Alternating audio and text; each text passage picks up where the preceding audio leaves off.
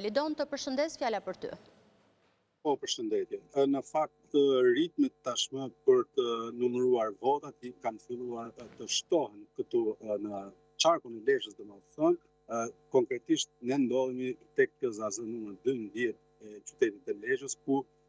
tashmë pritet të fillojë të numërohet edhe qyteti. Siç e theksuat edhe ju, në votat e deri tanishme, mandatet janë të ndarë 4 për Partinë Socialiste dhe 3 për Partinë Demokratike, dhe pse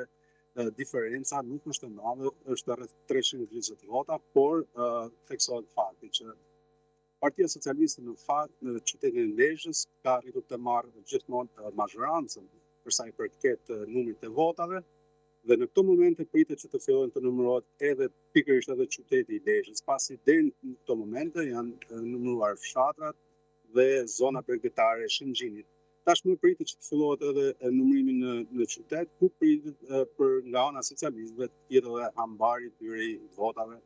për sa i përket Partisë Socialiste. Ndërkohë i gjithë procesi duhet theksuar ka vijuar normalisht pas shkëputjes në drek për 2-3 orë, dhe sipas kryetarëve të KZAZ-ve do të vijojë ky proces pa ndërprerje deri në përfundimin e plotë të numërimit të votave, edhe pse deri në këto momente tashmë është numëruar vetëm gjysma e kutive, dhe tashmë pritet që deri në përfundimin e plotë, pasi bëhet fjalë janë 113 kuti që janë numëruar nga 245 në total.